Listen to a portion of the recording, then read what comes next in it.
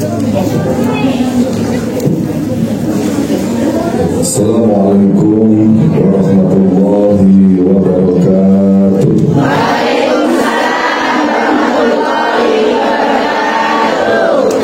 Kata saya berbagai semangat dan berbagai kompak. Kalau Rasulullah ini mungkin kan jawabnya banter sangat wow kados sudah mau ibu sudah mau agak mungkin enggal sangat lunasi utami. Assalamualaikum warahmatullahi wabarakatuh.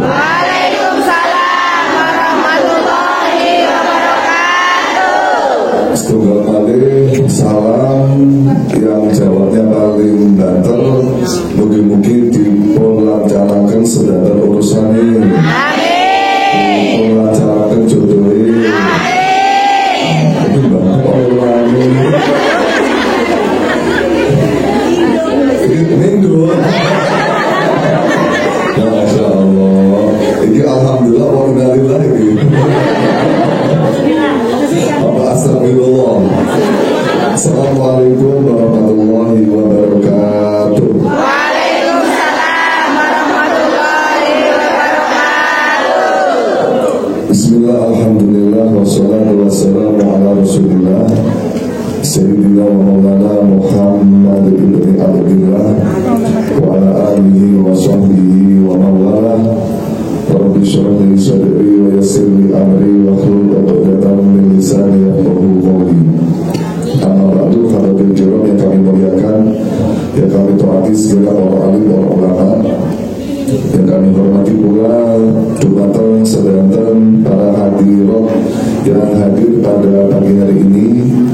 Semoga yang hadir pada pagi hari ini oleh Allah diberi kemudahan dalam segala urusan.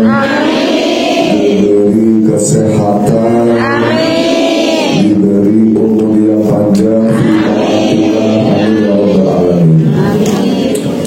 Saat ini melanjutkan apa yang nanti kita akan bahas. Kalau dari menyampaikan apa yang disampaikan oleh orang tua saya. Yang pertama, beliau menyampaikan, Ahmad, kalau kamu mendoakan orang lain, tolong ketika kamu mendoakan ditambahi kata-kata fi ta'atillah. Contoh, mendoakan kepada siapa saja. Contoh, muga-muga panjang umur fi ta'atillah. Muga-muga panjang umur fi ta'atillah. Dumoni ibu, muga-muga panjang umur fi ta'atillah. Kenapa kok dadak diparingi fi ta'atillah? Ini alasannya adalah supaya kita mendoakan mereka panjang umur, yang mana umur tersebut itu akan selalu dilalui dengan taat kepada Allah. Sampai tuwek pada taat kepada Gusti Allah. Kenapa nopo? Kadang saat ini tuwek-tuwek tapi kata kelakuan ini. Ya, tuwek-tuwek cek senengannya ngerasani kancani. Kenapa bukan? Boleh. Coba putih, kacau. Kita ngerasa nih teman itu apik nopo awam. Saya nopo elek.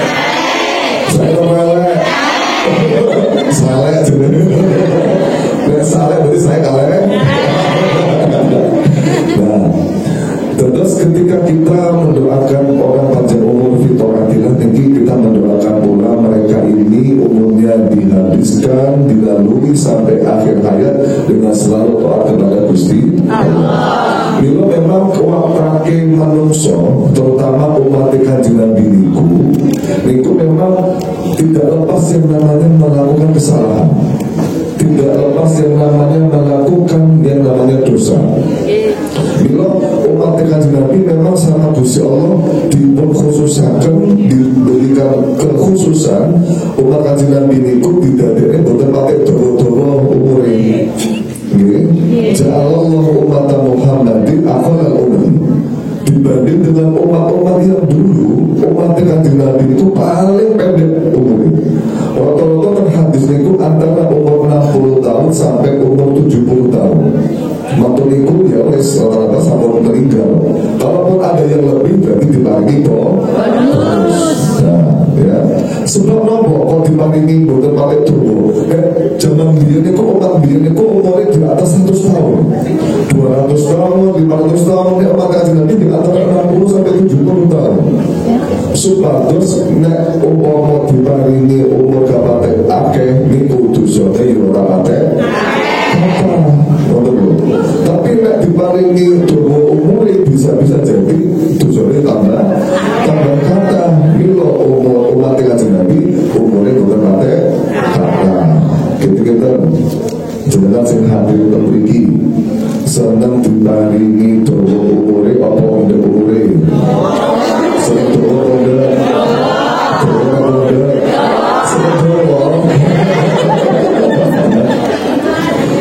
Tapi akhir dosanya nggak pakai dosa senang dipundi dengan. Yang milih jenenge mana itu, ya. Di mana awal dewe dumane mulya dawa umure, ojo lali ditambahi kata-kata apa wau. Jadi umure dawa, tapi tetap ngabukti datang Gusti Allah. Kalaupun nglakoni dosanya mungkin-mungkin enggak dipun kali Gusti Allah. Karena memang tiap itu bukan saged lepas dari yang namanya dosa. Bukan saged hatta kiai sampai kiai pun pasti nanti nglakoni dosa. Ojo dikira nyuwun sewu, ojo dikira para kiai, para gus, pemuka agama suci tanpa dosa. Boten mungkin. Yang suci dari dosa maksum itu hanya Kanjeng Nabi saja. Sekelas kiai pun sami kata dosane, enten dosane. Cuma ini kenapa? Niki sesuai dengan sabdanipun terhadis kullu ibni Adam khata'un. Setiap anak manusia itu pasti banyak melakukan yang namanya kesalahan. Tapi wa khairul khata' at-tawwabun. Sebaik-baiknya orang yang melakukan kesalahan, orang yang banyak bertobat kepada Gusti Allah. Kalau niku sering dicoba kali tiap-tiap. Terus kalau niku tidak saged ninggale perkara elek. Termasuk kalau niku nyuwun sewu, kalau niku boten saged sing jenenge saged nglakoni salat. Salate arang-arang. Nah, ini pripun iki? Nggih kula jawab mawon. Yo seperti sama kudu gelem tobat, ya. Kudu gelem tobat dan tetap ada berusaha untuk supaya salat niku digenapi secara sempurna. Ya. Gusti Allah niku boten mungkin, Gusti Allah niku bakal tetap nabi tobaté manusa. Bahkan sampai seberapa jam sebelum dia meninggal, niku tetap diparingi pintu terbuka untuk bertobat. Bahkan dalam hadis ada lagi mengatakan orang yang maksiat tapi dia husnul dzan Gusti Allah bakal diampuni dosane lekul luwih sae daripada wong sing tukang ibadah tapi merasa Gusti Allah niku boten bakal nerima tobat. Jadi orang itu harus merasa husnul bahwa Gusti Allah itu menghormati ageng. Meskipun awalnya dewe dulu bisa melakukan api, ya minimal awalnya dewe ojo ninggone perkara sing sae, ya. Dan begini karena sing paham Jawa atau betul? Oh, dari Bapak, berarti bahasa Indonesia mau nggih? Oke, ada bahasa Indonesia mau.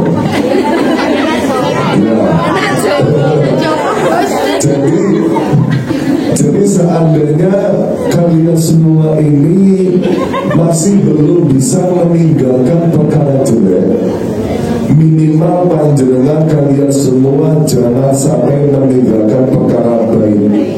Karena apa? Innal hasanati yudhibna sayyi'at. Karena perkara buruk itu nanti akan dilebur oleh perkara baik. Atau contoh lagi, Saya belum bisa meninggalkan yang namanya riba. Saya belum bisa meninggalkan yang namanya rasa-rasa.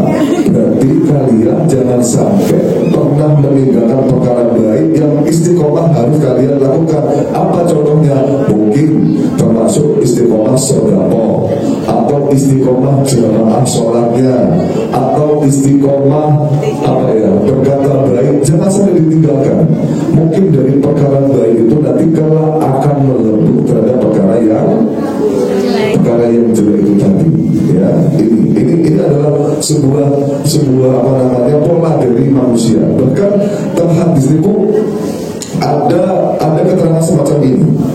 Ketika manusia melakukan perkara jelek, malaikat pencatat amal jelek itu mau menulis perbuatan jelek dia. Namanya syahibul ijmal, ya. Siapa? Malaikat yang mencatat amal jelek itu malaikat apa? Rokib atau atid? Atid, ya. Kalau rokib itu amal yang baik. Nah, malaikat pencatat amal jelek itu ketika manusia melakukan perkara jelek itu langsung mau mencatat amal jelek tersebut di buku catatannya. Sedangkan waktu itu mau catat kalih sama malaikat yang mencatat amal baik itu ditegur, hey, jangan dicatat dulu, ya, jangan dicatat dulu. Mbok menawa, saya coba lagi, mbok menawa wong iki sok bakal tobat. Barangkali orang ini nanti akan bertobat kepada Allah setelah dia melakukan sebuah kesalahan. Ditunggu selama 5-6 jam, ya. Baru nanti kalau sampai 5 dari 6 jam kok dia belum mau bertobat, baru catat sebagai amal jelek. Ini adalah sebuah kemurahan Gusti Allah kepada kita semua, bahwa nyatanya orang muslim ketika melakukan perkara jelek, dia masih ditunggu dulu kesempatan untuk bertobat. Kalau seandainya dia langsung tobat, maka amal jelek tersebut akan terhapuskan, akan tidak dicatat sama Allah. Berbeda nanti kalau dia habis melakukan perkara jelek,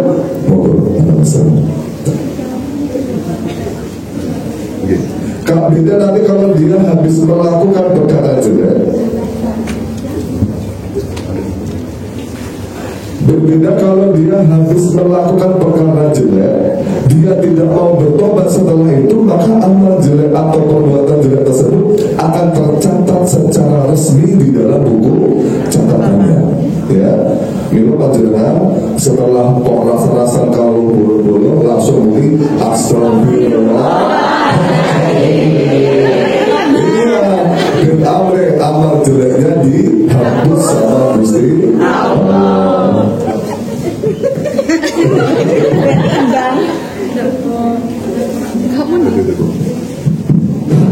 Tapi rasa-rasa niku termasuk hakul adami. Jadi hakul adami dengan hakullah itu beda. Kalau panjenengan semisal panjenengan nyuwun sewu hakullah, contohnya semisal hakullah, semisal nyuwun sewu minum khamar misalnya, kan hakullah tidak ada hubungannya dengan orang lain.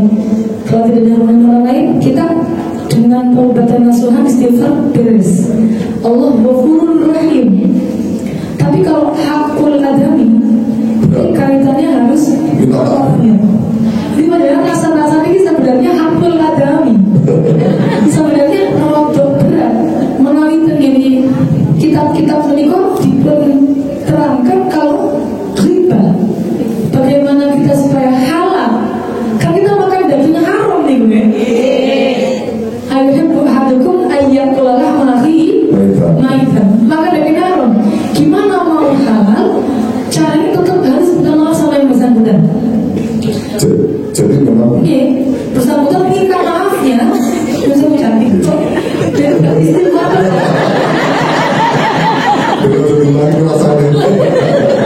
Minta maafnya, tetapi bersangkutan dendam bukan apa-apa. Yang penting global. Aku pernah merasakan sambian, pokoknya sembarangan. Aku nyuwun halal itu, betul gak sadar? main aman itu. Kalau panjenengan buatan sakit, belas. Kalau ini udah pada nyuwun ngampur, orang iso soalnya terlalu banyak yang ngerasain, bisa.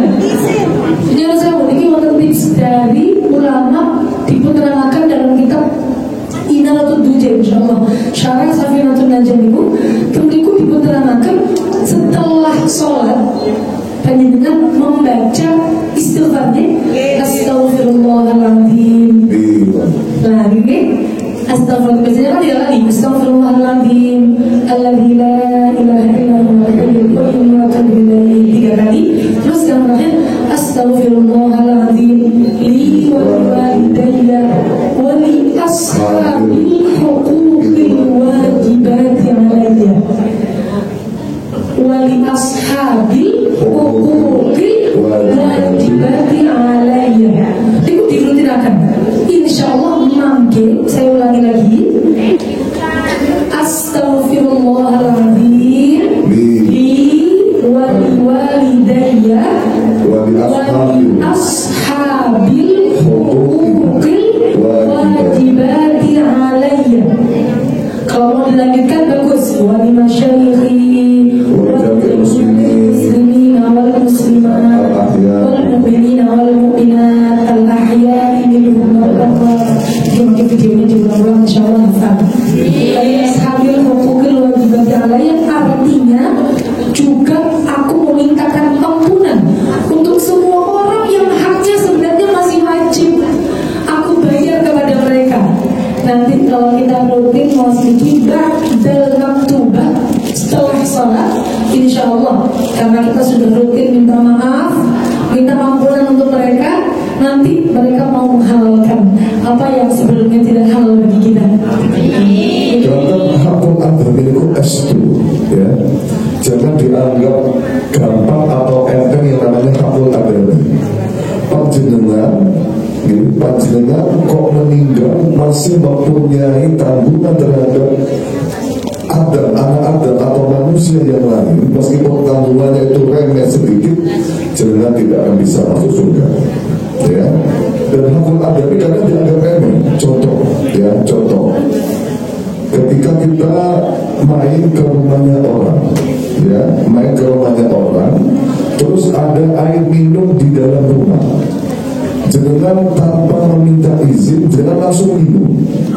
Ya, tanpa meminta izin, jangan langsung minum, terus jangan keluar pulang tanpa meminta izin dulu orang yang pemilik rumah, maka ikut termasuk hakul adab. Ya. Bahkan ada lagi orang tua saya itu menceritakan kayak gini, termasuk hakul adab juga. Waktu itu saya naik mobil di Indonesia, mau putar balik, putar baliknya itu di halamannya orang. Ya, kata orang tua saya, Ahmad jangan putar balik di sana, minta izin dulu ya pemilik rumah. Takutnya apa? Takutnya orang pemilik rumah itu tidak mengizinkan kita putar balik di depan rumahnya. Ya. Bahkan ada lagi yang lebih unik lagi. Saya pernah suatu saat saya jalan-jalan di sawah, ya di Bogor ada sawah mungkin. Ada. Di mana? Oh ya Allah, jadi aku masih di desa gitu. Ya, jadi pas gue melakukan sawah, kalian yang campur sama teman saya. Kemudian teman saya itu jangan sebab itu dong. Dan bahasa ngomong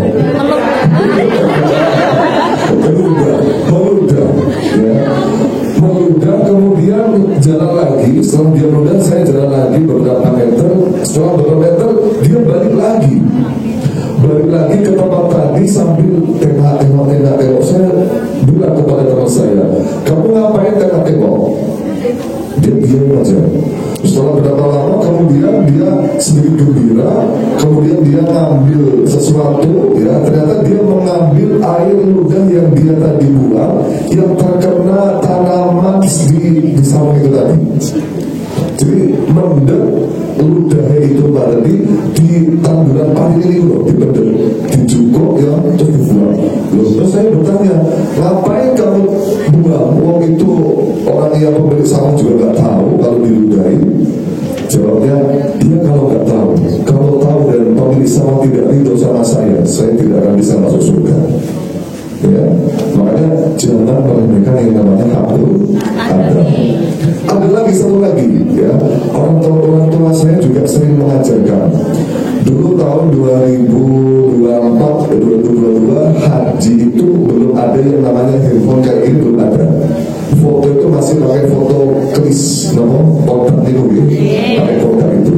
Nah, kami anak-anak yang di Indonesia bilang kepada orang tua saya, orang tua, ini Mbak, kalau haji nanti jangan lupa foto sama turis, saya bilang gitu.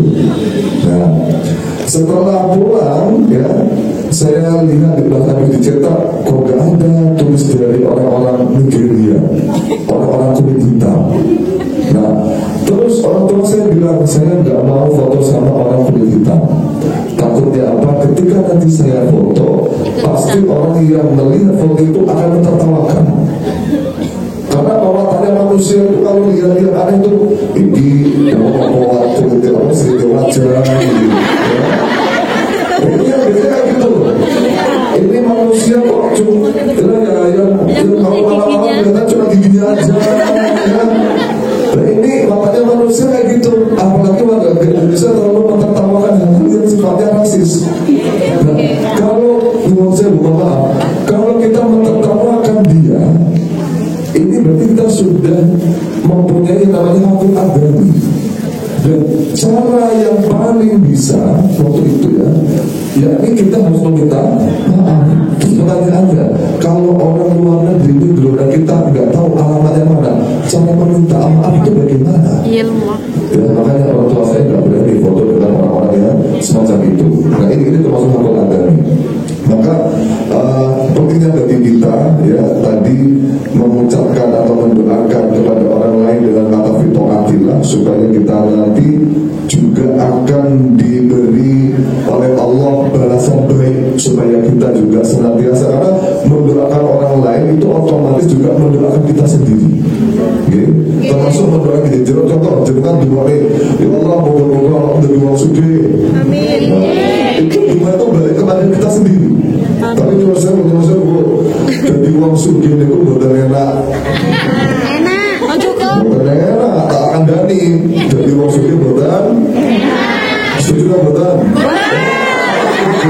Saya kata, kalau muni bukan enak yang tadi, kalau saja gitu.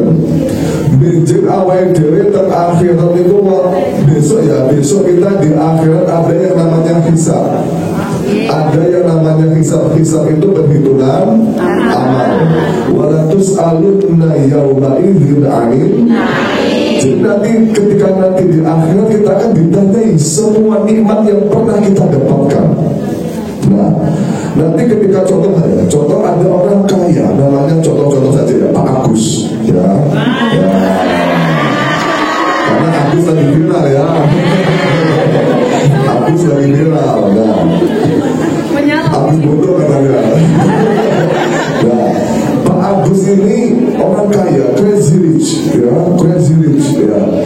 Ketika mau masuk surga, Pak Agus itu ditanyai sama malaikat. Pak Agus, kamu selama ini di dunia punya nikmat apa saja? Apa nikmat yang kamu peroleh? Nikmat apa saja yang kamu peroleh di dunia? Kan ditanyai. Saya ini orang kaya malaikat, saya punya semuanya. Saya orang crazy rich katanya Pak Agus. Oke, kalau kamu orang kaya, kamu selama di dunia apa saja yang kamu dapatkan? Saya di dunia saya dapat mobil 4 malaikat, motor saya 4, tanah saya 40 hektar, rumah saya 4, sepeda saya 4, handphone saya 4, istri saya.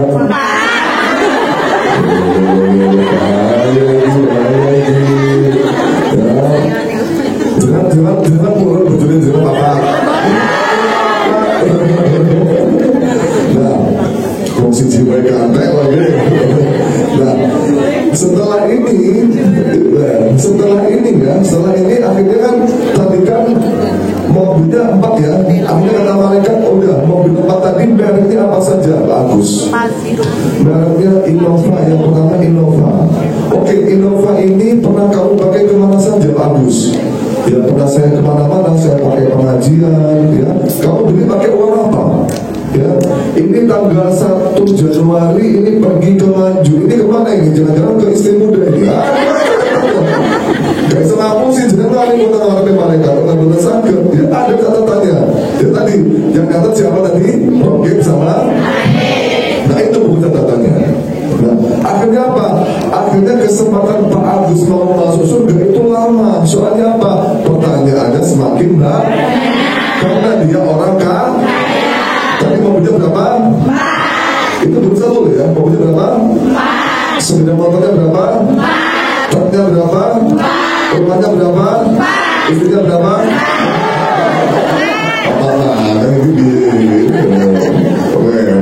Nah, ini akhirnya kesempatan Pak Agus mau masuk surga lama. Makanya sahabatnya kanjeng Nabi Muhammad SAW namanya sahabat Abdurrahman Al-Auf. Beliau sahabat kanjeng Nabi yang paling kaya.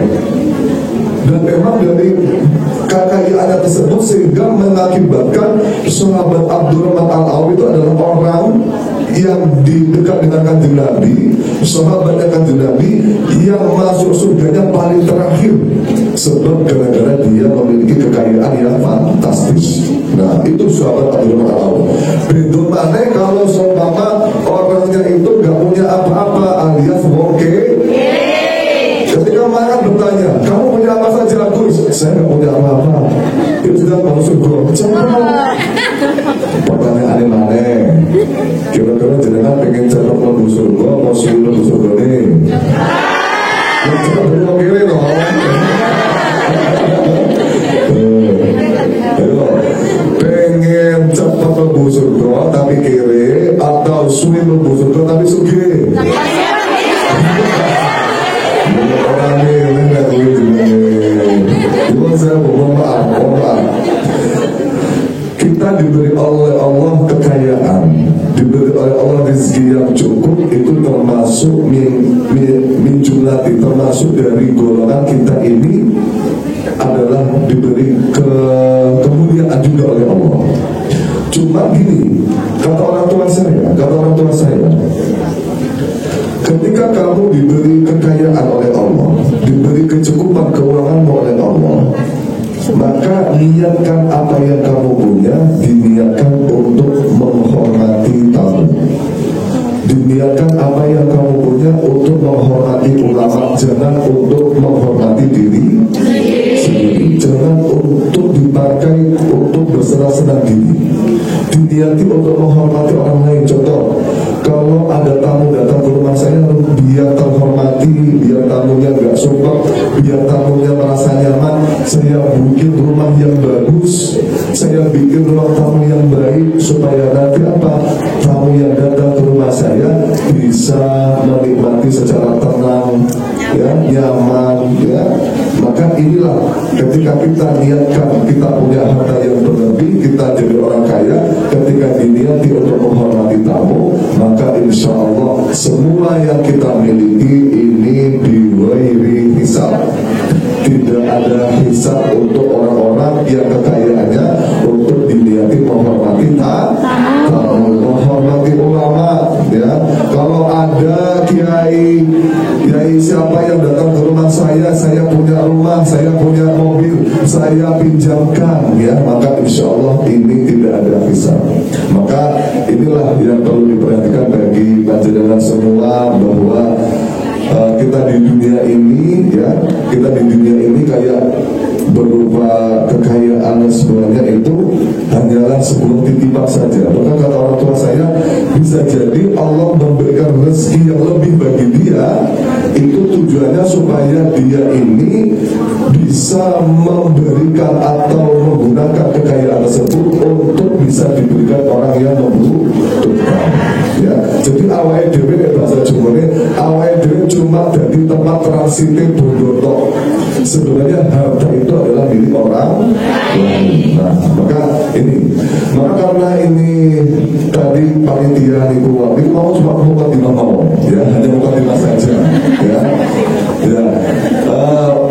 Masalahnya apa? Masalahnya kita nanti akan membahas pada sesi pertama ini tentang permasalahan fikih, ya, tentang permasalahan fikih yang mungkin relate apa dengan itu, yang mungkin fakta, ya, fakta ketika kita berada di luar negeri, ya, berlaku di luar negeri. Nanti ada yang namanya bagaimana hubungan kita dengan soal bersuci najis, sholat, dan mungkin nanti makanan halal, ya. Terus nanti juga akan membahas tentang masalah lansia, ya. Bagaimana cara kita merawat lansia dengan baik, terutama ada juga yang mungkin kita merawat lansia yang ghairu mahram, lawan jenis, ya. Ada lagi bagaimana kalau kita disuruh masak daging B2 sama majikan kita, bagaimana cara kita mensucikannya, nanti kita akan bahas. Oke, kita pertama nanti akan bahas sesi pertama dengan Surah Hasinah akan membahas tentang masalah cara mensucikan najis. Soalnya apa? Soalnya kalau panjenengan kan Indonesia jenengan kan satu harinya kan selalu berinteraksi dengan non muslim, ya. Kayak cuciannya kan bareng dengan non muslim, masakannya juga, pilihannya juga. Ini bagaimana cara mensikapinya, ini juga harus tahu. Soalnya apa? Tidak siapnya panjenengan dalam bersuci berarti nanti akan mengakibatkan kualitas ibadahnya panjenengan. Ketika ibadah panjenengan kok tidak siap, kok berkurang, nah ini makom kita, derajat kita, tempat kita di sisi Tuhan juga akan berkurang. Nah, maka harus hati-hati. Assalamualaikum warahmatullahi wabarakatuh.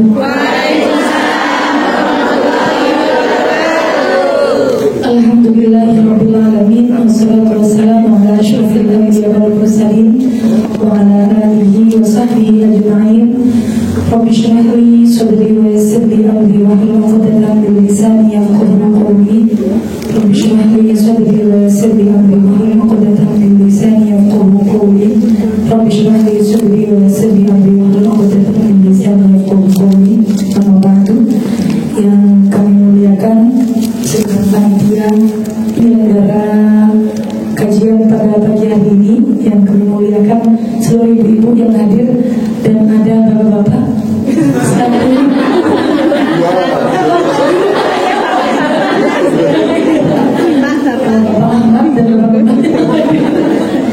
Yang kami muliakan, alhamdulillah muqaddimahnya sudah begitu panjang ibu ya. Alhamdulillah. Maka ini kalau melanjutkan, tapi sebenarnya kalau ingin mau muqaddimahin, nambah muqaddimah lagi sedikit sebelum kita langsung membahas mengenai perihal sholat.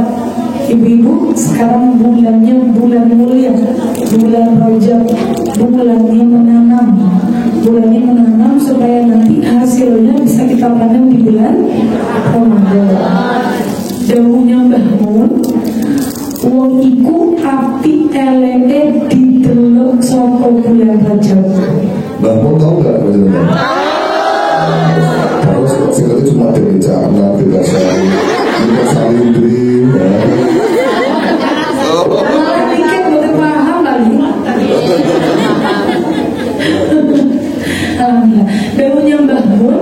Daunnya Mbah Mun, api elek umum didelok sama bulan Rajab.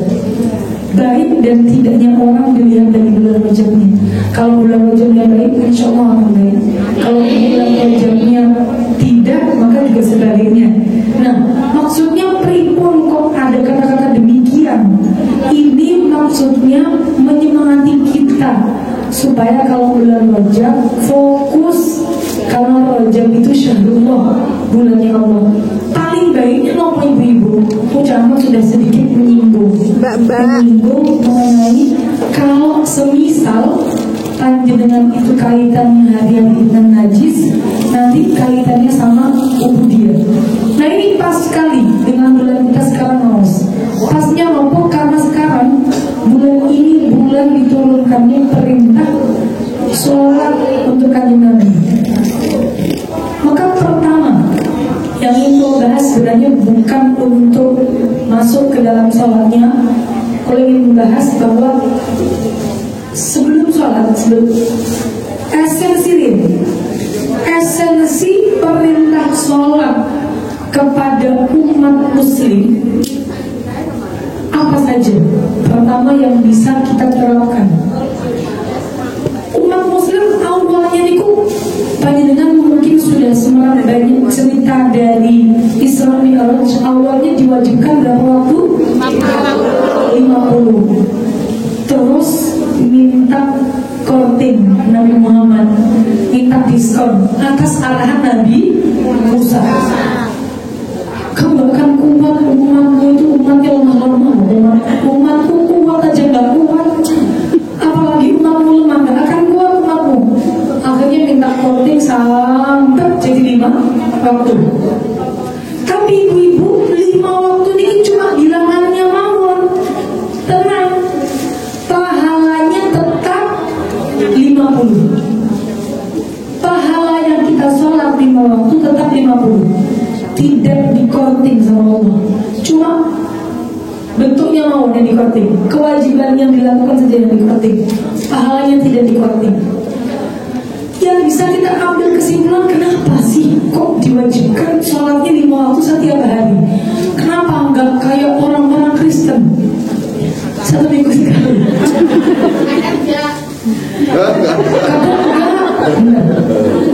Ada yang sebulan sekali.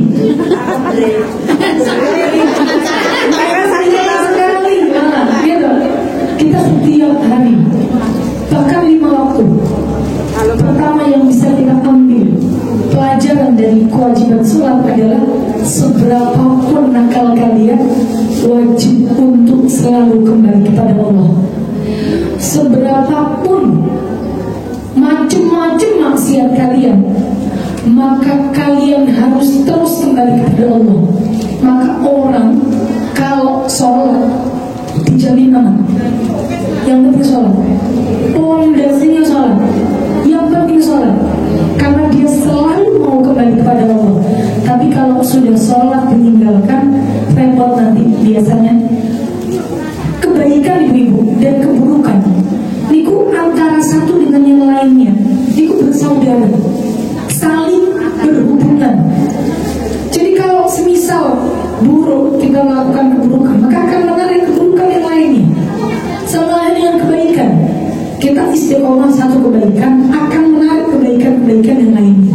Maka niki yang perlu untuk kita pahami pertama, esensi dari kewajiban sholat. Kan tadi mau dahulu di awal, kullu bin adam khotomun wa khairu khotomina at-tawwabun. Wong menungso, umat muslim diciptakan sama Allah, ya mesti tukang bikin salah. Tukang bikin salah, sama Allah dijawab khotomun, sukanya bikin salah. Tapi yang paling baik dari mereka yang suka bikin salah adalah mereka yang suka bertaubat. Dan ini yang kita usahakan, yang ini suka bertaubat.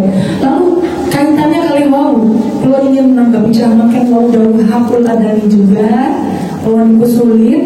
Ini penting bahwa Allah itu kalau daun hakul adani ibu. Sanes hakul muslim, sanes bukan hakul muslim. Sehingga maksudnya apa? Kita berkewajiban untuk baik bukan hanya kepada sesama umat Islam saja, tapi juga kepada seluruh umat manusia. Wah, nyentak semisal kalau hutangnya sama umat muslim dibayar, tapi kalau hutangnya sama non muslim, wah gak usah kan? Kamu semua aja nanti masuk neraka. Oh, lebih tadi. Dikira yang mau tadi kalau punya pemikiran demikian. Oh enggak muslim kok kamu ngapain nak bayar hutangnya? Tetap berzakat. Kita berzakat menjamin dia lebih baik dari kita, meskipun sekarang dia non muslim. Kita karena nyuwun sewu tidak ada yang tahu akhir hidup seorang manusia. Iya, kalau kita sekarang Islam, dia sekarang non-muslim, iya itu sekarang. Besok bagaimana? Kita tidak ngerti. Semisal besok dia muslim, semisal besok dia bertaubat, kemudian ternyata derajatnya di sisi Allah lebih tinggi daripada kita. Naudzubillah min dzalik. Terus akhirnya kok naudzubillah? Muslim, masya Allah. Maksudnya naudzubillah, kitanya naudzubillah karena meremehkan haknya muslim, betul? Jadi walaupun kita punya hak kepada non-muslim, harus tetap dibayar. Sama juga etikanya kita sebagai muslim itu, jangan menjudge orang non-muslim, oh pasti kamu ahli neraka. pasti kamu nanti gak masuk surga, kamu pasti dilaknati. Nah, ya, makanya kita ini kewajibannya ya ini berbaik kepada semua makhluk ciptaan Gusti Allah. Ya, bahkan kita mau bergaul dengan non-muslim tidak dilarang kok. Di Al-Quran dikatakan la yanhakumullahu 'anil ladzina lam yuqatilukum wa lam yukhrijukum min diyarikum an tabarruhum wa tuqsitu ilaihim. Dalam artian apa? Bahwa Allah tidak melarang kalian untuk berbuat baik kepada mereka selama mereka ini tidak memerangi kamu dan tidak mengeluarkan kamu dari negaramu. Ya, selama orang non-muslim tidak memerangi kita, kita tidak boleh untuk memerangi mereka. Maka kayak tukang-tukang ISIS ngebom-ngebom itu nggak boleh, ya, haram itu hukumnya. Ya. Siap, kalau kita ke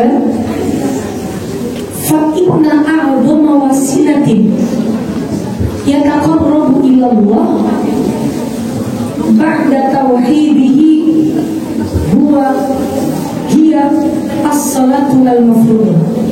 Wasilah kita mendekat kepada Allah paling cepat setelah kita iman adalah dengan sholat. Jadi kalau penting untuk menyampaikan ini pertama kali, karena Yosef kemarin waktu tanggini kalau 1 minggu yang lalu baru dari Taiwan sama problemnya juga sholat. Menurut kalau pekerja itu sholatnya bingung mereka. Ya, kadang ada yang kerja itu setengah 12 sebelum masuk zuhur, terus dikasih kesempatan sholat lagi itu jam maghrib, isya. Berarti kayak ada pertanyaan, boleh nggak kita tidak, bukan menjawab bahasanya, tidak melakukan zuhur asar maghrib, karena kita masih diberi waktu begitu isya. Itu laki-laki atau kalau perempuan gitu. Di sini juga modern. Ada yang boleh, ada yang tidak. Ada solusi ini. Soalnya, aku belum merasakan. Jadi gini, dalam sholat itu ada yang dalam sholat gini. Ada sebuah makalah yang mengatakan yuridullahu bikumul yusra wa la yuridu bikumul usra. Gusti Allah itu menginginkan kepada kalian sesuatu yang mudah. Termasuk dalam hal ibadah itu Gusti Allah ingin kalian itu gak terlalu berat, ingin kalian itu dimudahkan dalam beribadah. Maka dalam sholat dan praktek sholat ada yang namanya jamak. Nah, jamak itu bisa ada dua, ada yang namanya jamak takdim, ada yang namanya jamak. Nah, sekarang saya tanya, kapan orang itu boleh untuk menjamak sholat? Ketika kapan? Ketika dalam keadaan apa? Perjalanan jauh, terus apa lagi? Ada lagi nomor Sakit boleh nggak? Sakit boleh nggak? Boleh nggak? sakit. Maka sebenarnya yang paling mudah, ya, ini adalah orang tersebut itu boleh menjamak ketika ada hajat, ada yang namanya kebutuhan. Contoh hajat ya, contoh orang nikahan, ya, dia pasti pernah dia namanya apa? Ngajak manten, ya. BK.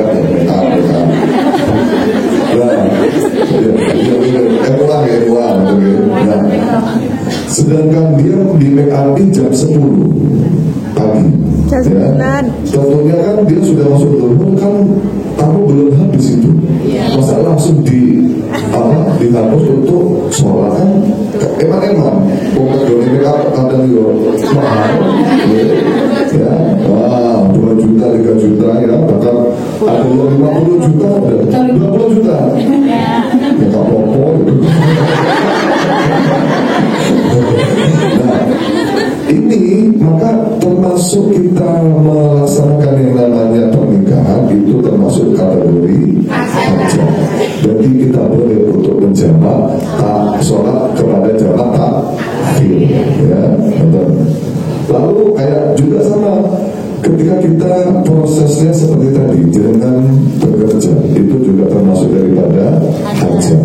Maka kalau seandainya panjenengan kok sholatnya itu maghribnya lewat, maka jenengan niat pertama kali di dalam waktu sholat maghrib, saya niat untuk jamak. Kenapa? Syarat jamak takhir itu apa? Harus niat di waktu yang contoh, zuhur sama asar, waktu pertamanya apa? Berarti dia wajib untuk niat jamak takhir di waktu. Kalau dia nggak sampai niat, maka hukumnya zuhur qadha. Ya, contoh, jenengan lagi kerja di maghrib, jenengan lupa untuk niat jamak takhir, terus masuk waktu isya. Jenengan nggak boleh jamak takhir, nggak boleh karena jenengan belum niat jamak takhir di waktu yang pertama, waktu maghrib, ya. Berarti harus untuk niat jamak takhir, ya. Ya, gampangnya saya niat jamak takhir, teman-teman. Ya, saya niat jamak takhir saja, ya. Saya continue bahas jamak ya dulu ya. Ini soalnya berkaitan dengan sholat keseharian. Jamak kan ada 3 alasan yang boleh kita lakukan berulang-ulang. Maksudnya kan, ya boleh dijadikan kebiasaan. Itu jamak lisafar, bepergian. Bepergian itu enten 2 macam. Enten pergi yang dekat, enten pergi yang jauh. Kalau yang jauh, dalam keterangan ulama itu batasnya 2 marhalah. 2 marhalah itu kalau kilometeran 80, 82, 86 macam-macam. 82 yang paling dekat itu 82, yang paling aman. Jangan ambil yang 82 km. Ini kalau 82 km semua ulama sepakat boleh kamu jamak, kalau masalah kamu udah bepergian jauh. Kalau 82 km.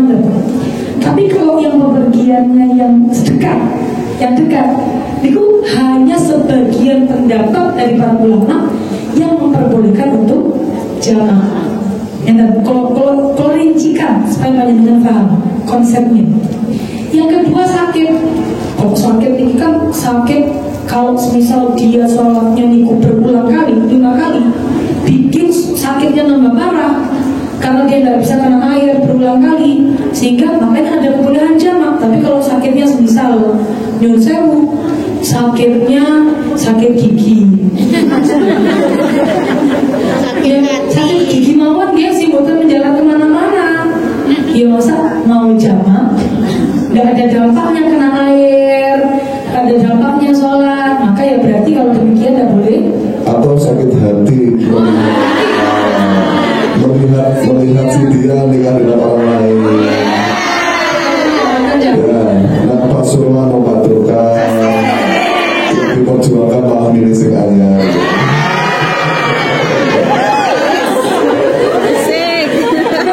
Sakit hati jamak, mimoten bareng. Si sakit hatinya bukan otaknya, kan ada. Nah, maka saat ini kalau misalnya mau butuh jamak, boleh jamak. Ada yang ketiga lil hajat. Sebenarnya para ulama ini emang sebagiannya yang mendahulukan boleh jamak lil hajat, tapi jangan dijadikan kebiasaan. Kalau jenengan sakit sholat tanpa jamak, walaupun panjenengan itu punya hajat menjamak, tentu jauh lebih baik. Tapi kalau panjenengan kepepet daripada gak sholat, mending jamak. Daripada belum sholat iki untuk maghrib ke isya, untuk zuhur ke asar. Pertanyaannya, kalau belas belum sakit sholat, belas zuhur asar itu butuh break. Kalau biasanya tugasnya apa mau itu?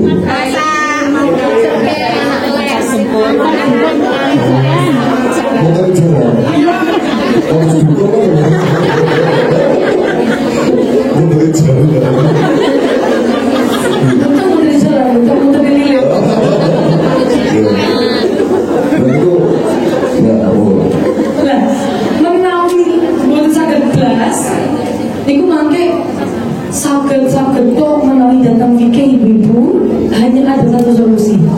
yaitu adalah sholat li hurmatil waqti. Tidak ada solusi yang lain kalau fikirnya.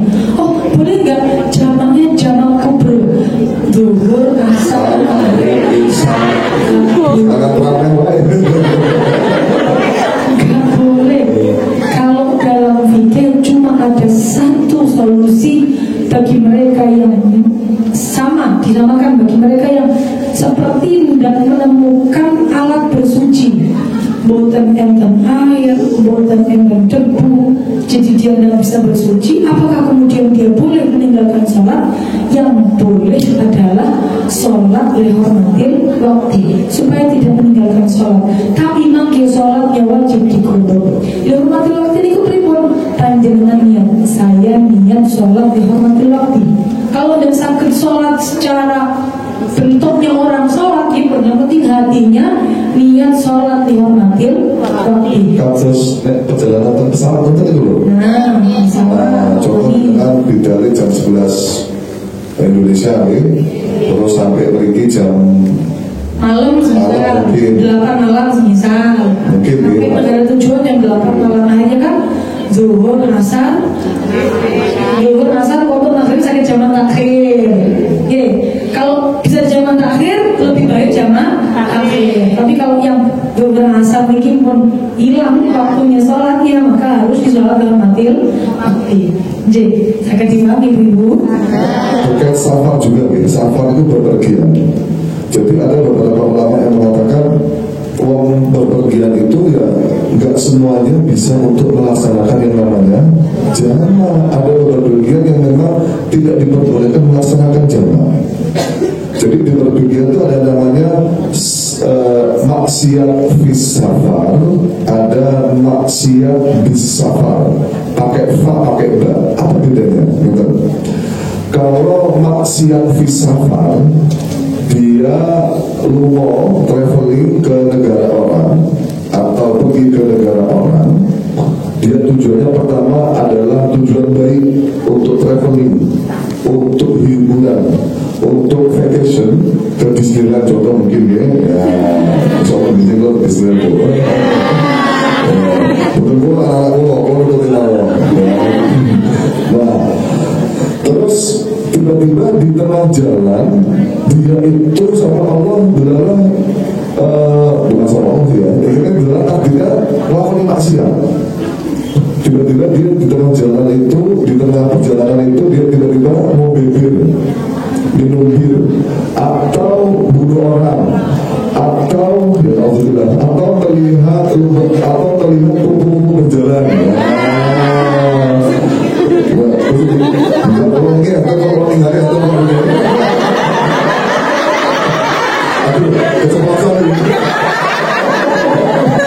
Ayo, kalau batin, jangan ya, dong kok ada sih cekak-cekak ini, motor, ya kalau saya bersikap, lupa berjalan. Nah, itu jadi maksiatnya di tengah-tengah, bukan dari awal, bukan niat dari awal. Maka itu masih diperbolehkan untuk menjawab. Nah, kalau niat dari awal untuk maksiat, contoh saya pergi ke Thailand, ke Pattaya mau lihat kupu-kupu, mau lihat wanita seksi. Nah, dari awal dari Indonesia dia niatnya untuk jelek, atau saya pergi ke Bali untuk lihat bule begini, bule yang gak pakai BH, contoh. Mungkin ada,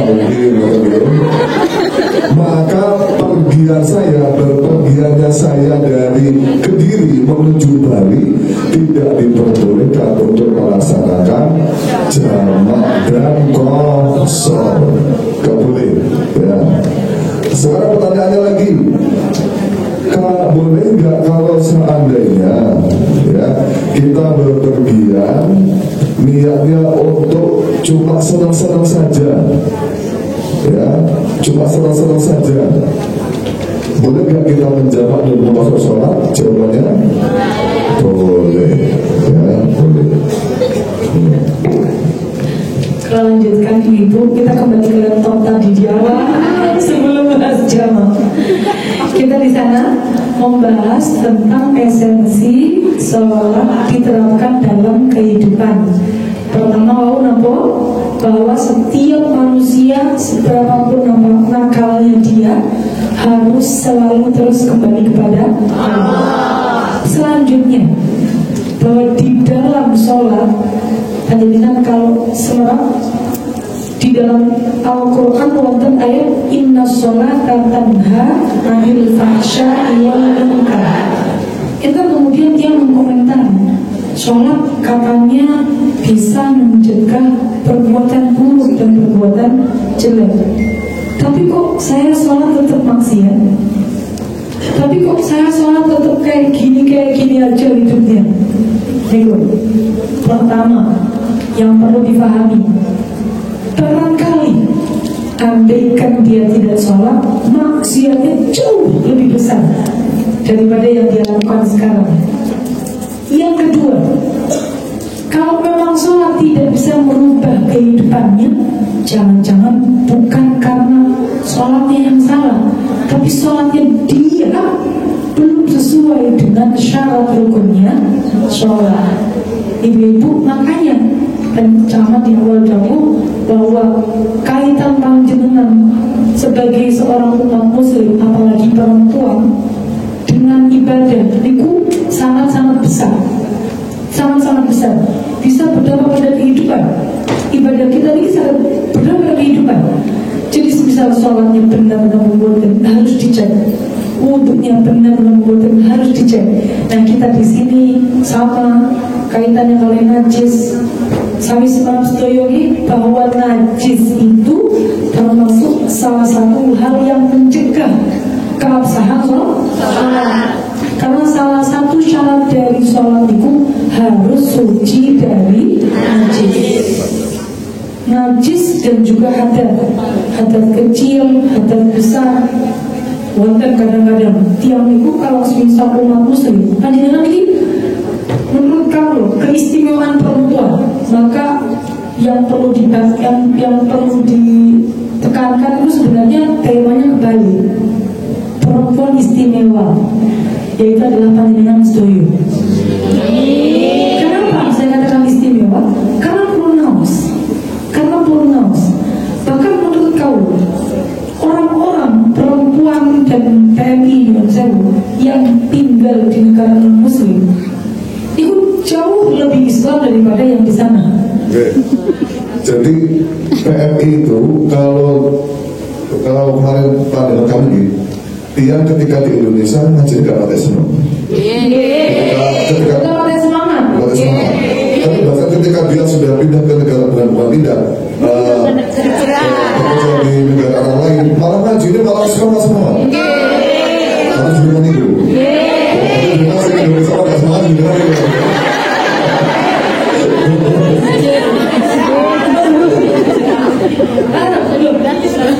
Panjenengan memiliki libur naos Indonesia libur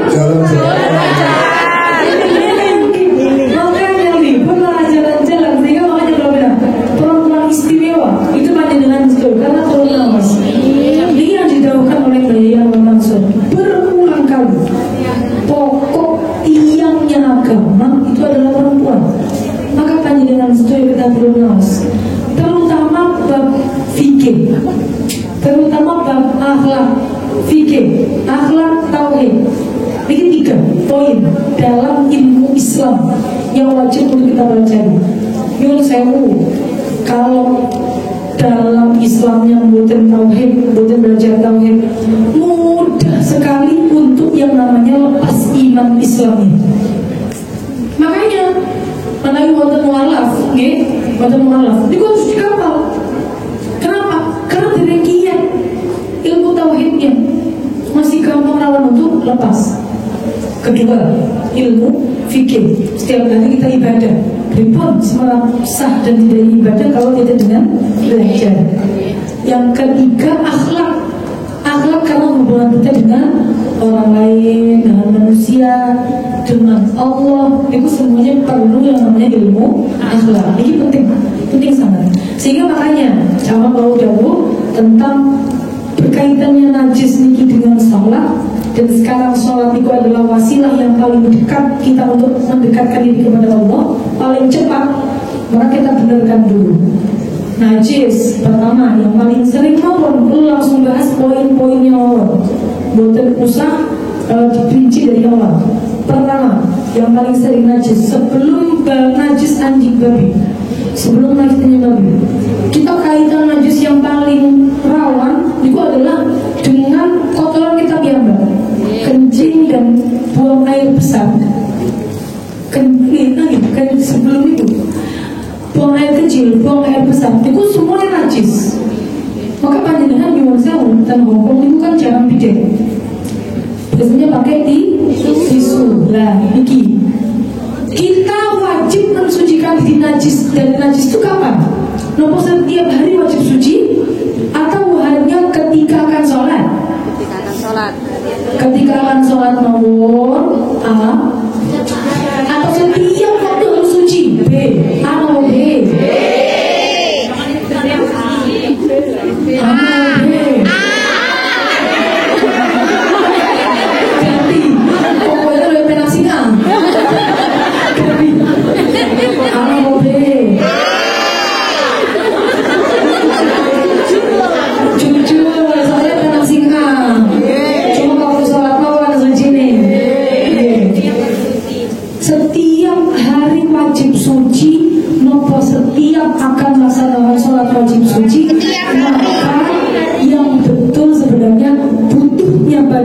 Suci itu adalah ketika kita akan melaksanakan ibadah yang membutuhkan suci. Jadi kalau saya panjenengan sedang haid, terus panjenengan betul darah dan mengikuti, mungkin kan? Atau panjenengan kekembusan semisal, bajunya najis, langsung ganti badan.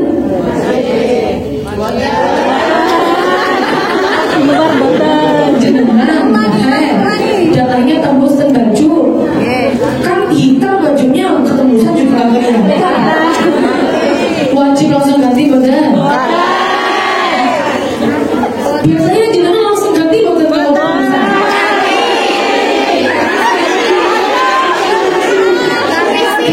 Itu bukan bajunya, dalamnya. Kalau bajunya kan modern, bajunya najis juga loh. Langsung ganti. Maka kewajiban kita suci full satu badan itu adalah saat kita akan melaksanakan sholat. Kalau bukan akan melaksanakan sholat, sebenarnya panjenengan itu kalau misal bukan suci, ini bukan masalah. Yang penting jangan sholat dulu sebelum suci. Ini penting.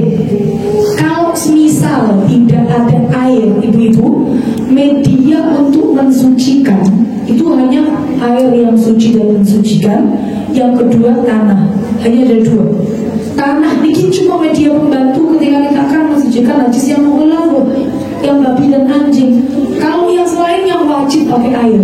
Terus dia kan betul sabar, kan ompol, cuma bilang tidak bisa suci sebelum kita mengaliri air. Sakit dipaham?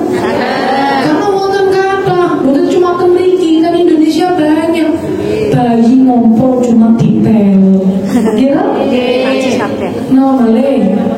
Lagi malah sampai najis itu dipundi, malah kemana-mana najisnya. Seharusnya kalau najis, misal bukan anjing dan babi, ya sudah kita bersihkan dulu najisnya, langsung dibayur, dibersihkan dulu najisnya sampai hilang rasa, bau, warna, baru setelah hilang dikebyur sampai rata airnya, dialirkan air. Ngaliri air bukan harus setunggal bak, secibuk pun kalau cukup mengaliri semuanya cukup. Terus panjenengan kalau misal di toiletnya Hongkong hanya ada tisu, boleh nggak kita pakai tisu? Usahakan semuanya kering. Keringnya gini. Kalau kita bikin najis ya, kalau kita bikin pakai tisu mawon, kalau pakai cara ini bukan mensucikan, kita cara istinja. Niki nyuwun sewu, berarti usahakan tempat duduknya kering, area bagian belakang depan kita kering, terus misal setelah buang air kecil atau buang air besar kita keringkan dengan tisu, kering ketemu kering tidak akan mentransfer najis. Najis itu cuma bisa tertransfer kalau salah satunya basah. Jadi pada dengan tangannya basah, kan ngelus-ngelus anjing baru bisa najis. Kalau dengan tangannya kering, ngelus-ngelus anjing tetap suci. Paham? Masih ada yang salah biasanya. Jangan ke situ. Padahal kering ketemu kering. Gak masalah. Kering ketemu kering tidak akan tertransfer najis. Paham, J? Setelah buang air kecil tenggene toilet yang tadi sudah kita keringkan, terus kita keringkan lagi dengan tisu karena nggak ada air, bukan berarti kemudian jadi suci, boten.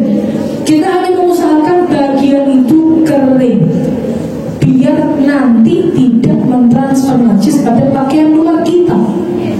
Yang najis cuma pakaian yang kena dalam-dalamnya mawon, yang luar dan najis suci. Jadi nanti semisal dengan mau sholat, tinggal yang dalam dilepas, bersihkan pakai air, kemudian suci. Sakit dipakai sholat. Bisa difahami ibu-ibu? Kalau panjenengan ingin mensucikannya pakai air, semisal yang saya dengan betul bidet portable atau pakai botol. Kalau biasanya bagianku kalau ada bagian yang najis sedikit, kalau itu rada was-was ya, apalagi bawa anak, kadang-kadang nyuwun saya bukan sengaja duduk di bagian-bagian basahku, kalau hanya was-was. Maka biasanya saya kalau misal mau istinja di toilet yang najis, air itu satu botol, itu bisa untuk bikin suci. Pertama, sedikit-sedikit kalau alirkan ke samping-samping nyamuk, samping-samping yang buat kita duduk nih loh. Yang penting duduk itu kan sudah suci.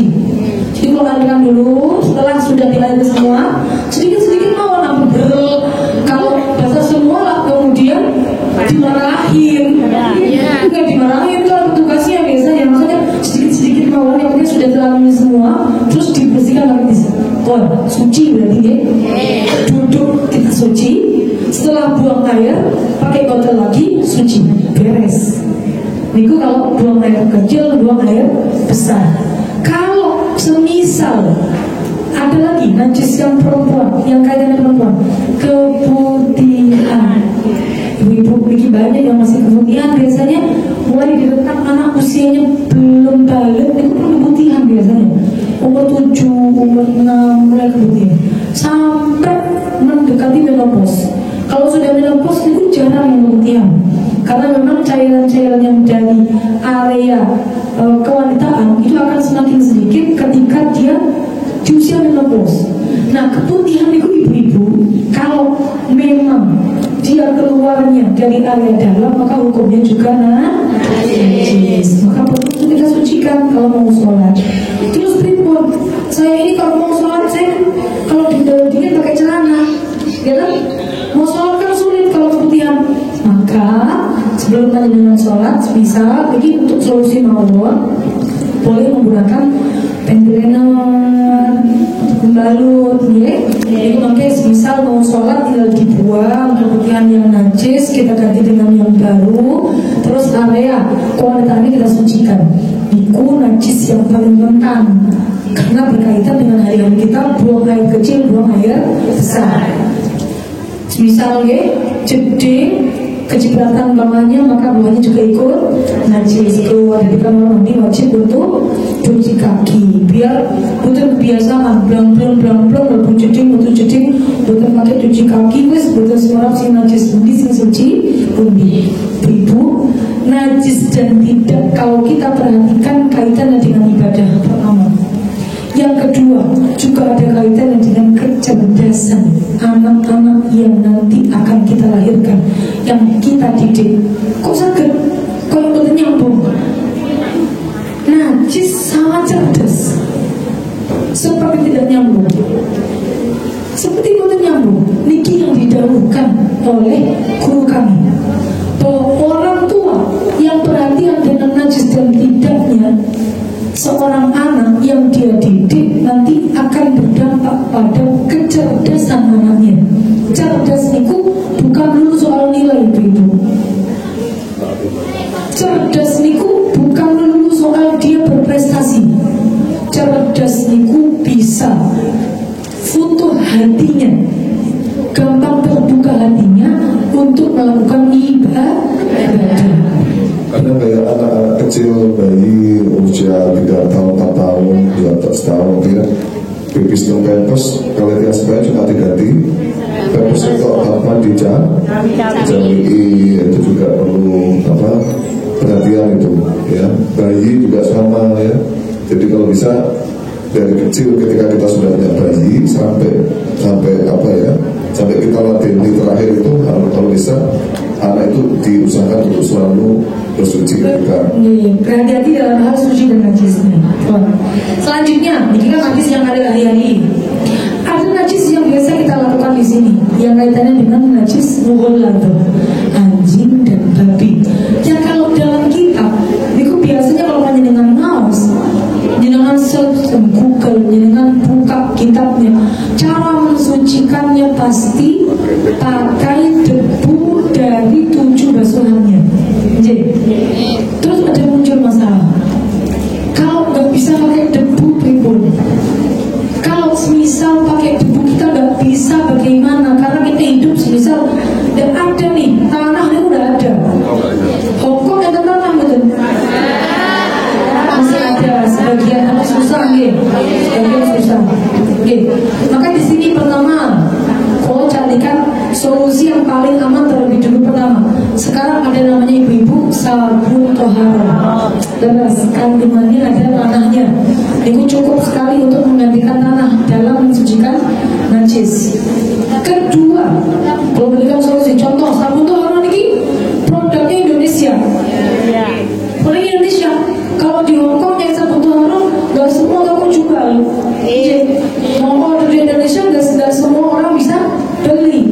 Maka andaikan kita di sini udah ada sabun tohara, kemudian nggak ada tanah, pripun kita mau sholat padahal mau sholat nih kalau nggak sucikan sekarang, gimana caranya? Maka ada sebagian pendapat ulama yang mengatakan tanah boleh diganti dengan sabun. Tanah boleh diganti dengan sabun, tapi basuhannya tetap 7 kali. Paham? Sekarang yang muncul permasalahan lagi. Anjir manusia itu problematik. Memang masalah lagi. Muncul masalah. Itu masalah lagi. Apartemen pulau di kulit didamel sucian 7 kali. Enggak beli. Ya kan mahal. bayar. Bayar. Majikan yang bayar. Yang bisa jenengan hidupnya majikannya adalah air kata segede. Ini kalau buat nyiram pintu 7 habis. Kalau malah nggak bisa wudhu. Terus bagaimana? Kalau malah nggak bisa mandi besar, misal panjenengan akan mandi besar. Terus bagaimana caranya? Maka panjenengan bisa mengamalkan namanya qaul terakhir. Qaul solusi.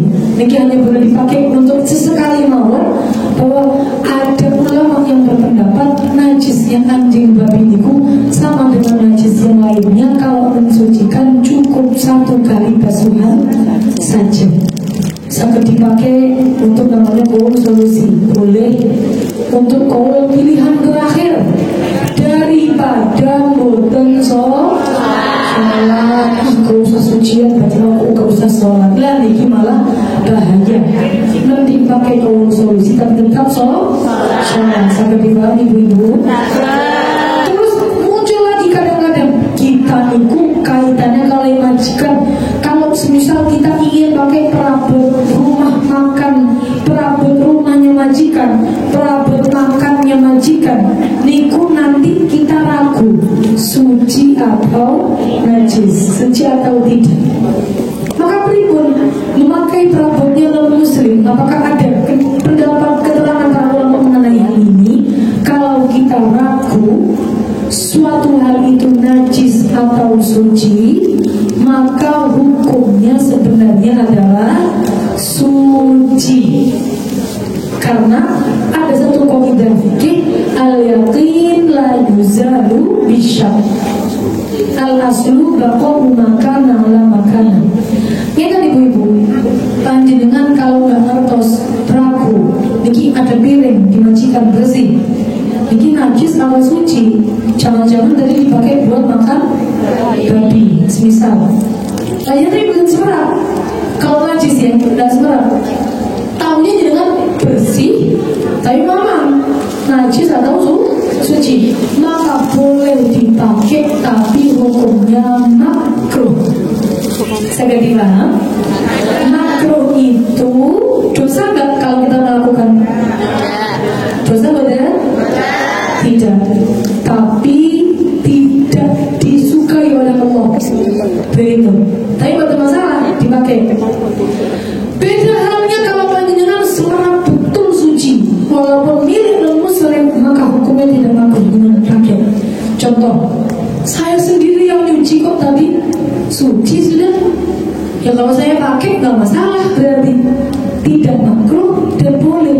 Nanti kekaitannya kalau sisa dengan perabot atau dengan tempat sholat. Contoh panjenengan sholat di hotel, terutama panjenengan kalau misal di hotel atau nyewa apartemen atau nyewa biasanya di sini nabo, atau panjenengan di suatu tempat mau sholat. Kalau ke hotel, panjenengan anggap hotel di dalam kamarnya suci atau najis? Suci. Suci atau najis? Suci. Padahal saat ini mungkin ada non muslim yang tidak di sana. Ada yang nggak tahu najis gimana bedanya itu. Suci atau najis? Tetap suci. Tetap suci. Tetap suci. Karena kita tidak yakin itu adalah najis. Kullu malam yatahaqqaq najasatuhu fahuwa thahir. Setiap yang yakin kita najisi, kita nggak yakin dia najis, maka itu pasti suci. Kayak dengan tergini toilet umum kalau di Indonesia, kalau ini kan semuanya toilet kalau tidak pakai bidet semprot, ya berarti nggak ada bidetnya. Kalau di Indonesia panjenengan toilet umum pakainya bak kecil di bawah. Sebelumnya anak kecil yang masuk, jangan-jangan pipisnya jangan-jangan dipisi. Anak kecil kita bukan surat bagaimana dalam dia kan mana. Maka selama dengan dokter mencium bau pesing di dalam airnya nggak kelihatan kuning karena tipis, berarti hukum airnya walaupun sedikit adalah suci. Saya dipahami ibu? Itu lumayan sangat memudahkan kita. Jadi panjenengan nanti saya buat persiapan mau sholat bagaimana bersucinya sebelum kita sholat supaya nanti sholat betul-betul dalam keadaan suci. Jadi semua perkara yang ada di dunia itu al-asl al-ibahah. Semua yang ada di perkara yang ada di dunia yang Allah ciptakan semuanya boleh dipakai, kecuali yang memang disyariatkan memang tidak boleh dipakai. Nah, makanya tadi saya tadi mengatakan ada kaidah namanya al-aslu baqa'u makan ala makan. Kita boleh melakukan karena kita kembali pakai hukum semua boleh dipakai, kecuali nanti memang ada sesuatunya. Contoh kayak tadi bingung ini dipakai boleh atau enggak, ya ketika kita ragu, maka kita boleh pakai kaidah tadi, mungkin boleh pakai undang-undang tadi. Sesuatu hal yang diciptakan oleh Allah semuanya boleh dipakai. Contoh lagi masalah ragu, jenengan ragu, aku wis wudu apa durung? Jawabannya apa? Wudu.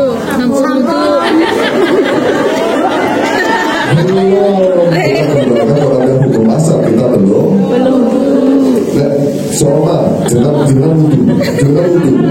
Nah, jangan wudu.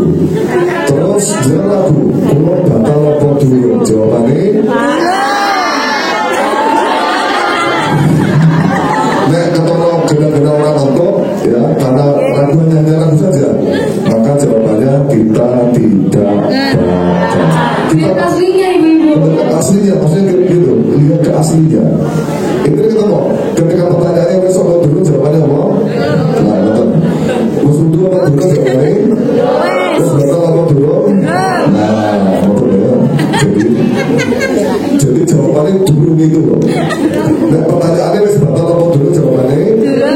Ketika ragu-ragu loh ya. Ketika ragu-ragu. Sama juga sama dengan sholat. Telu apa papa jawabannya? Papa.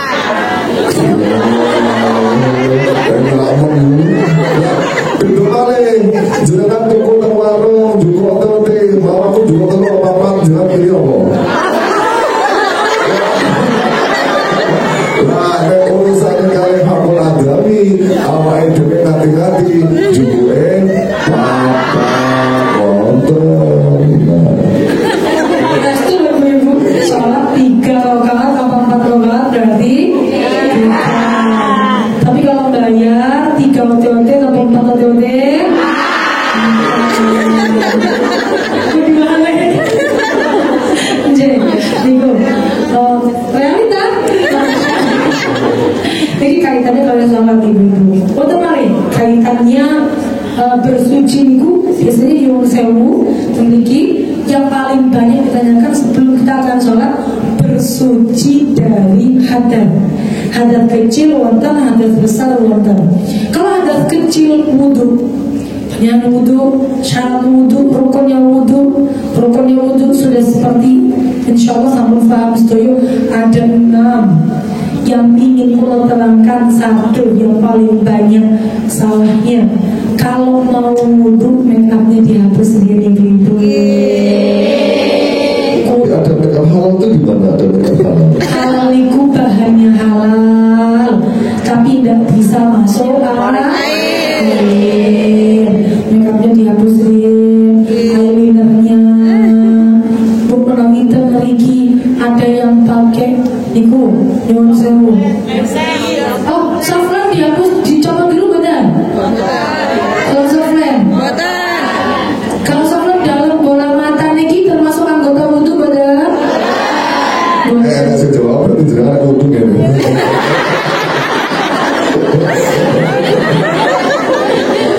Dalam bola mata niki bukan anggota wudu. Saffronnya betul-betul dicopot, no? Kalau bulu mata wajib yang nempel nih kok wajib. Waterproof, justru karena waterproof maka wajib untuk dihilangkan. Waterproof itu kan tahan badai. Air. Oh, dipakai kali 5 kali tidak hilang. Gak tembus. Dipakai kena air 5 kali tidak tembus, dan itu justru malah harus dihilangkan. Kalau laki-laki itu pomade ya, pomade hamil. Ya gel rambut itu juga sama kayak make up itu hukumnya. Harus dihilangkan terlebih dulu. Terus sering, terus yang kedua, ini sering banget dibahas. Air yang nyampe niku harus air yang mutlak. Air yang mutlak itu berarti airnya masih murni, bukan kecampuran dengan sesuatu yang lain. Contoh sabun. Contoh nyuwun sewu dengan pada wudu cuci muka pakai facial wash, gitu. Intan. Terus langsung wudu, langsung niat, basuhan pertama langsung niat. Nah itu wudu habisnya kan dia memang di basuhan pertama. Tapi kalau basuhan pertamanya masih air sabun maka belum mencukupi syarat wudu. Sama halnya dengan panjenengan mandi besar. Kalau mandi besar sabun dialiri gitu kan, sabunnya maka belum teraliri air yang cukup untuk menghilangkan hadasnya. Berarti harus diulang malih basuhannya, bukan mandinya. Jadi nyuwun sewu mandi, boleh nggak mandi besar pakai sabun? Boleh. Yang penting ada air yang tidak tercampur sabun yang sudah mengenai tubuh. Yang betul haram niku panjenengan irit air. Setelah sabunan, pokok sabunnya hilang langsung cimpun antun. Dan ini nanti tidak ada air yang murni sama sekali yang kemudian mengaliri itu tubuh. Paham J? Ini yang sering. Ingkang nomor selanjutnya yang mau ambil poin-poinnya mau wudu. Ibu-ibu kalau tahu dengan kalau wudu membasuh muka. Membasuh muka. Kalau tanya rambut godeknya dibasuh betul. Dibasuh. Rambut rambut hati-hatinya dibasuh betul. Dibasuh langkung Islami daripada yang di Indonesia. Suka ngaji soalnya. Nyosel, Niki, kalau perempuan rambut hati-hatinya, rambutnya panjang, rambutnya ikut panjang. Nih, Niki itu bapak nih. Kalau pada praktek belum sakit. Niki kalau nyosel berapa? Kamu nih lagi lagi. Nyosel, Niki live. Niki video apa lagi?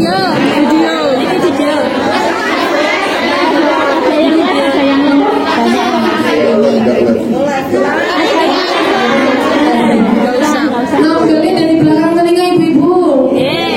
Tarik ke depan. Yang keluar sedikit berarti itu wajib dibasuh. Jadi itu sering pojok-pojok mata pelek-pelek niki sering ketinggalan. Kuku bawah ini kalau ada kita wudhu pakai kita wudhu terus meninggalkan kuku di bawah kotoran di bawah kuku, boleh atau enggak? Sah enggak wudhunya? Nah, ulama khilaf ya, kata ulama Ghazali, Imam Ghazali, kata Imam Ghazali, beliau mengatakan ketika kita wudhu kok masih ada wasah itu kotoran di bawah kuku, maka wudhunya tetap sah. Ya. Mengingat saya kita keluar dari perkhilafan dari para ulama, sehingga nopo yang kalau mau itu dibersihkan terlebih dahulu. Jadi itu penting. Untuk itu biasanya niku yang sering ditanyakan, sama kalau mandi besar itu yang sering ditanyakan nopo. Andaikan yang saya tapi memiliki niki bukan relate sepertinya. Niki mantan lawas semua. Ceritanya gini, kemarin ada orang bertanya sama kami, bagaimana? Jadi boleh nggak kalau orang pengantin anyar, kan beliau ini mungkin lagi kasmaran sehingga waktu mereka berdua itu nggak mengenal waktu, ya. Senior lah. Pertanyaannya, boleh nggak kalau pengantin lawas itu nggak langsung mandi, jadi mandinya waktu subuh, soalnya waktu tidak mungkin mandi nih waktu nih begitu ngikuti skripsi waktu isi kalau gitu. Maka jawabnya kalau persoalan mandi besar itu tidak diwajibkan untuk muwalah. Muwalah itu terus contoh jangan kado kalian ya, jangan galu ya, jangan bingung. Jadi aku langsung mandi, wah ini dari orang tua aku dikira ganas itu gimana? Jangan cicil ya, jangan cicil. Jadi dalu silai orang bisa sampai kemudian ketemu biru malah di untuk malah kota itu ya. Jangan silai nanti aku jatuh mana si ile itu sekedar tips mawon. Pengalaman beneran. Baca ibu yang terlalu kata paling penting. Kalau misal setelah suci dari head belum mandi terus langsung boleh ngebutin. Boleh modern. Mandinya biar sekalian.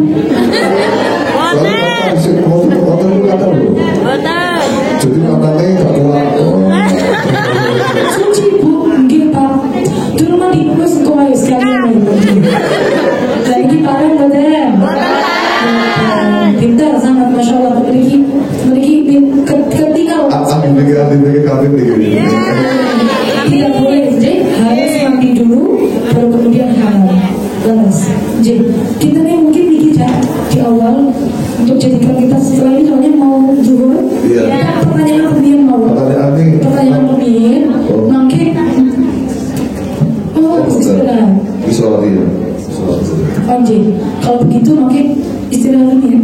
2 jam itu. Sini jam 1. Sekarang nanti ini pertanyaan nih. Kalau jam 12.33, ini 3 kali muncul. Terus mungkin berikutnya nih ibu pembahasannya masih waktu beberapa. Mari kita bahas dan juga tanya jawab setelah break.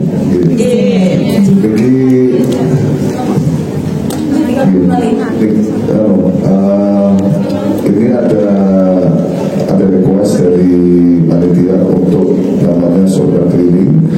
Nanti kita membaca sholawat salam-salam. Terus mungkin ada petugasnya. Dan insya Allah bapak yang ingkang panjenengan paringaken sedekah yang panjenengan paringaken niku dados dan dosaken sucine tubuh panjenengan. Jadi itu bersih awak. Jadi apa? Min awalihim sedekah tubuh biru bisa membersihkan badan dari orang-orang yang menolak sedekah. Kita sholawat busra apa bukan busra?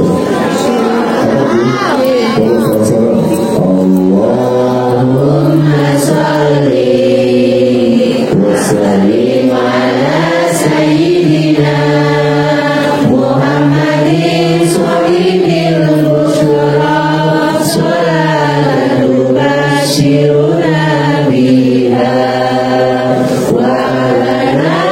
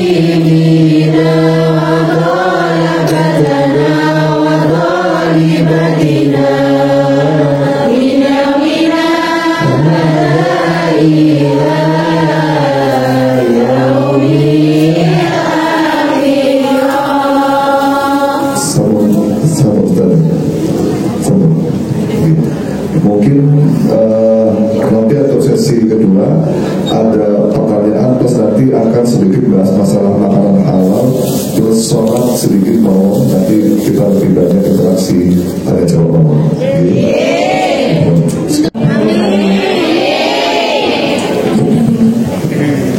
Moga kita doa bersama-sama, mungkin kita kabulkan hajat kita sekalian. Al-Fatihah.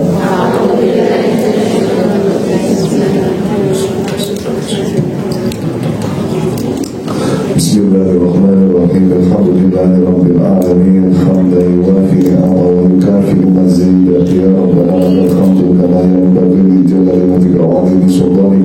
Allahumma aslih dhata bainina wa alif baina qulubina wahdina sabila salam wa najina min adh-dhulumati ila an-nur. Allahumma fa'al ma 'alimna wa zidna ilma walhamdulillah ala kulli hal. Allahumma aftah 'alaina hikmataka wa sya'alaka rahmataka ya dzal jalali wal ikram. Allahumma ij'al hadha al-majlis Allahumma ij'al hadha al-majlis